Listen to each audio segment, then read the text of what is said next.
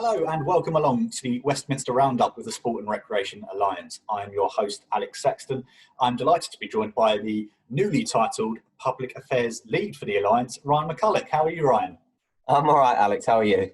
I'm very good, thank you. I feel like it's been a while since we've done this and a lot has been going on. So I guess we should jump straight into it. And the big announcement this week was the Prime Minister's announcement on Tuesday with the reopening of different sectors. And some bad news, it could be labelled for the sport and recreation sector as indoor facilities look like they will remain closed for the foreseeable. What's the latest on that, Ryan?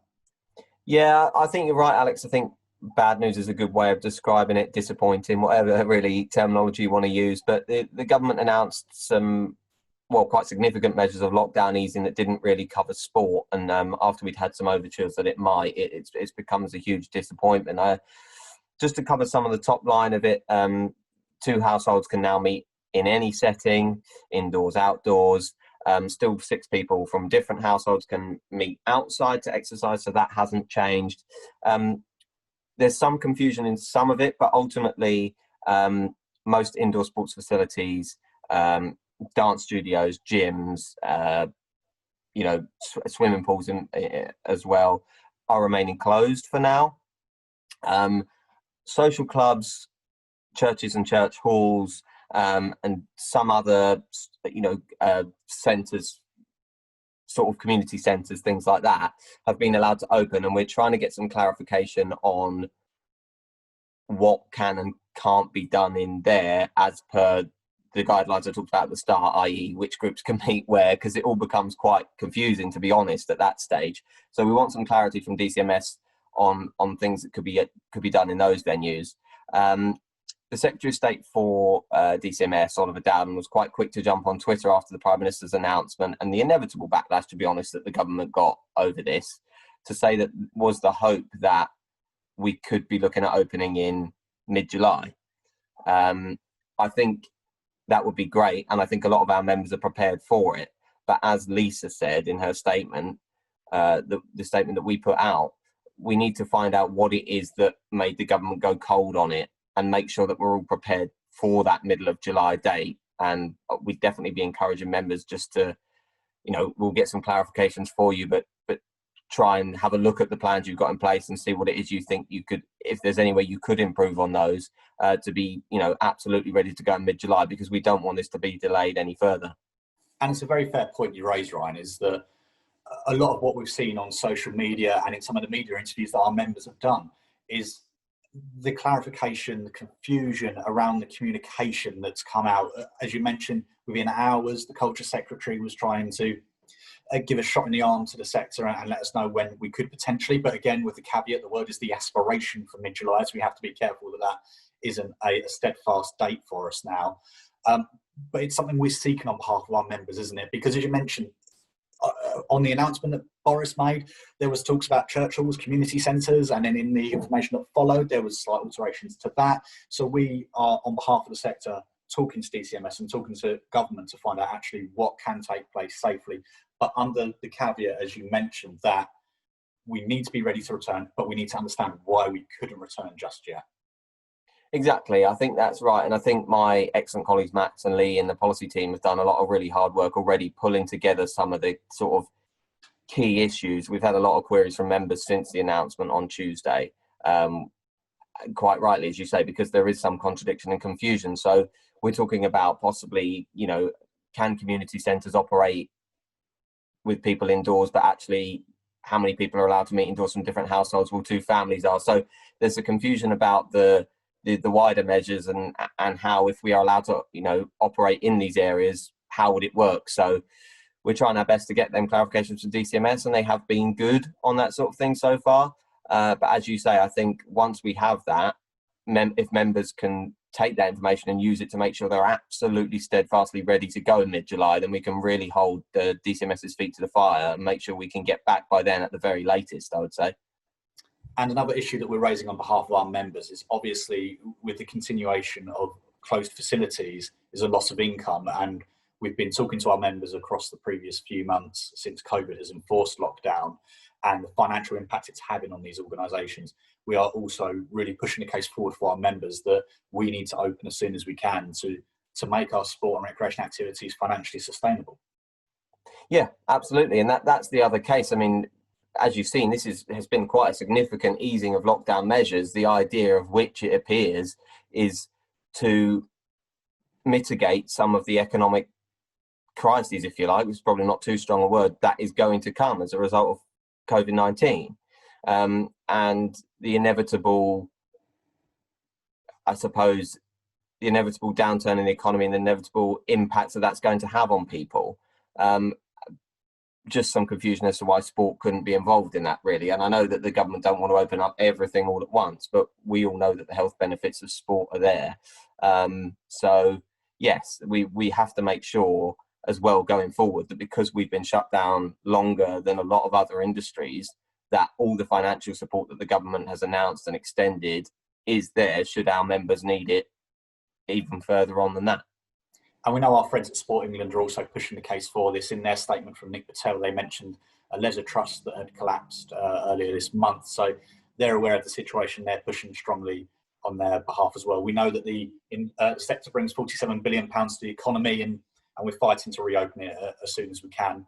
For the latest information on that, please do head over to the Alliance website, have a look at the frequently asked questions section of our COVID-19 support.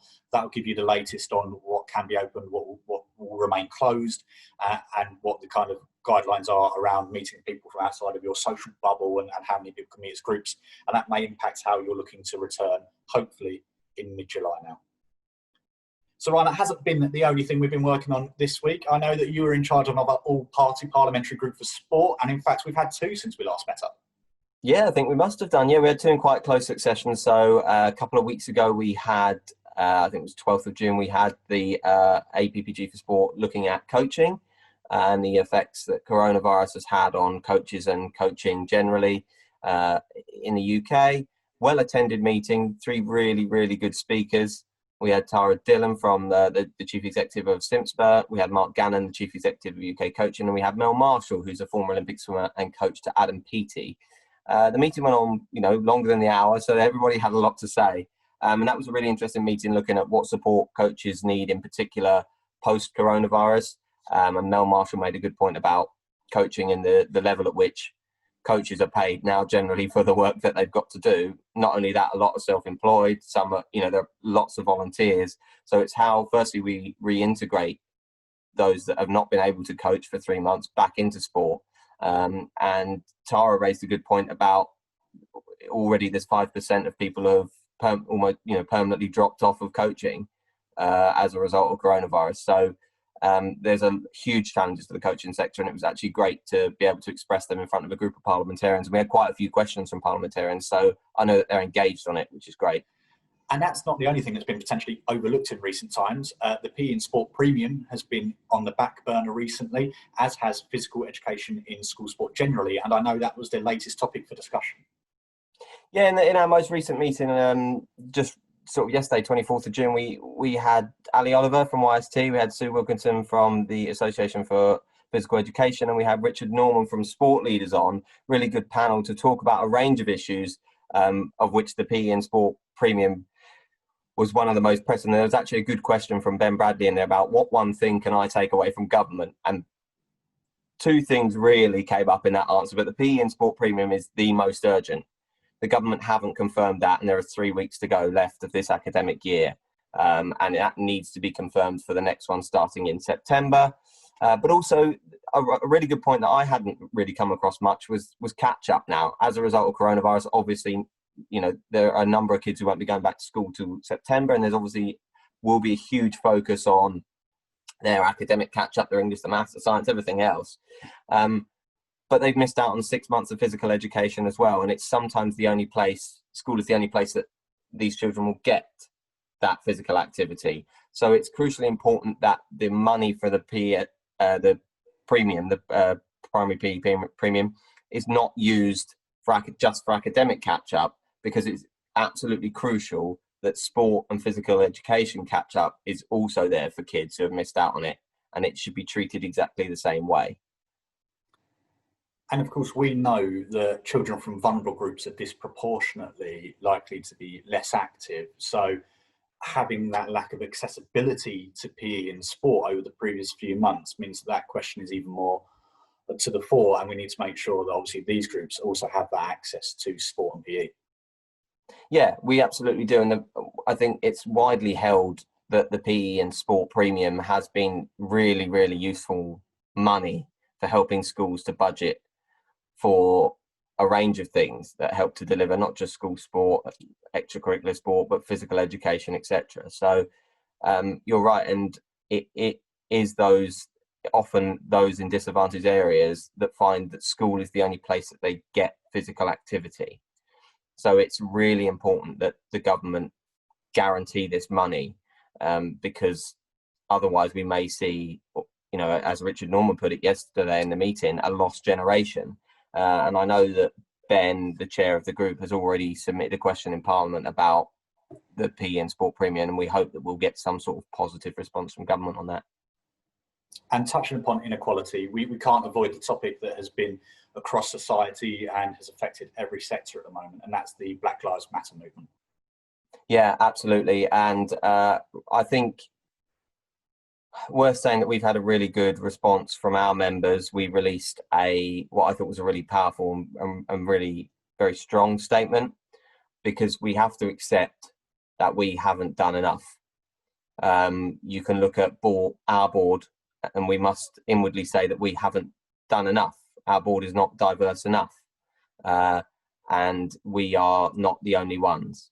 And we must start by accepting that that is the case before we can move forward at looking at ways about how to improve. If we can't accept that's the case, then we're not starting from the right place. And our statement, I think, was really powerful, and I was absolutely delighted to see so many members sign up to it. I think that's a very good point as well, Ryan, is that we deliberately put out a strong statement that recognises not enough has been done, and it's time to face up to this and to be involved in awkward conversations. And much like you, I was delighted to see over 120 of our members commit as signatories to such a powerful statement. And what we want to reassure our members is that we are now working on proactive action. We're part of the process. We will learn alongside you. And later this summer, we will start pushing out more events where we can learn together, we can evaluate, we can hear from the important voices that can help us to push for this change. And this is a movement that needs momentum, and we will keep up the momentum on behalf of our members, and we look forward to releasing more details about that shortly to you as well. And finally, one thing that's been completely disregarded in the last few months, but is creeping back into view, is our old friend Brexit, and I think deadlines on the horizon. Yeah, there are. I actually thought that I would spend most of 2020 talking about Brexit, but as it turns out, that hasn't been the case. So, yes, Brexit is still there, always has been in some ways. The 30th of June is the cut-off for any extension to the transition period. The UK government have flatly said that that's not going to happen. So assuming that deadline passes as expected, we will be making sure that we prepare members for the possibility of what you might call a no-deal 2.0. And what that means is we leave on sort of WTO terms that we don't agree a trade deal with the EU. And therefore, we're looking at the same sort of economic effects, if you like, as the original no-deal scare. So we will be providing plenty of information on that, and I think Parliament is going to have to start refocusing on that a bit more. And the government have set their own deadline, and they will have to stick to it. So it is going to come to a head in the next 6 months, but we will be doing our best to break that down and prepare members for what any eventuality could be in that situation. And some of our members may have seen snippets of conversation online around the potential to extend it due to the impact of COVID-19. But as far as we're aware at the moment, the government aren't looking to commit to that extension, are they? No, they've pretty much ruled it out completely. And the deadline, as I say, the deadlines seem to be flexible in the whole process of Brexit. But the deadline is the 30th of June. And the government have said that they've got no inclination to extend that. So that makes the deadline for getting a deal with the EU the 31st of December. And if we don't have a deal with the EU, then we have essentially a no deal situation where we get into all the stuff we talked about before on travelling and visa arrangements for all the countries of Europe. So watch this space, I think, with that one, because that is going to ramp up in the next 6 months. Certainly, and as Ryan mentions, our policy team will be supporting all of our members through that. We'll be updating any information we have, and we'll make sure that you get that as soon as possible as well. It seems like we've already discussed so many big topics, but is there anything else happening in Parliament that our members should be aware of? Yeah, there are a couple of bits I think I want to pick up on just really quickly in closing, Alex. I've been working with a number of our sort of outdoor-based members on the agriculture bill, which is making its way through the House of Lords at the moment. It had its second reading on the 10th of June and is in what they call the committee stage now, which is where committees look at it and they pick it apart and put lots of different bits in it and changes. And I have been working on some amendments to go down in the House of Lords that look at the point about access and access to the countryside and to the waterways and to other bits. So if anyone has any concerns or comments about the agriculture bill and there are any members who think they're going to be directly affected by that, then there is work going on, and please do get in touch with me, because we could work together with others to express any concerns. So the committee stage for the bill is the 7th of July. So if you do have any concerns, then please do sort of probably get in touch by early July, and we can see what we can do. And finally, one more thing I think just to mention in Parliament at the moment is obviously the news that we had yesterday about Tracy Crouch's diagnosis with breast cancer.